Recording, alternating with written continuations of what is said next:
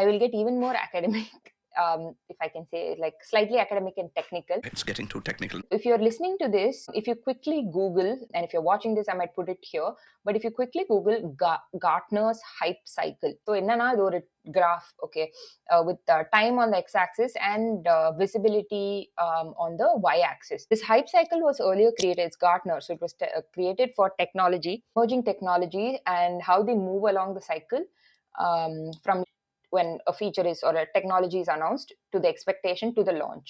I could be so off in this comparison, but I did draw parallels to the hype cycle. If you're an audio learner, this will hope this registers very well for you. Or I hopefully post it as a reel so you can watch it. Now, the step one, the film is announced. That is the trigger. So there is a rise in visibility, the trailer, teaser, announcement, all that happens.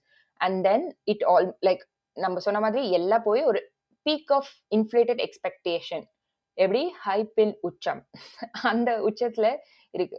That peak, I would call it the movie's release, and then there is a dip to what is called the trough of disillusionment. So in the reviews, expectation mismatch, something happens, so many factors are there, because of which it sort of dips. And I think higher the climb, higher the dip, of course. And there is a dotted line I'm adding in my own version if it is almost a threshold, because films that are not too hyped, I don't think will follow this. So that one thing is there. But anyway, most films that hype and then they go down and all of that, and then they sort of stabilize. Once they stabilize, this last part I added a little more.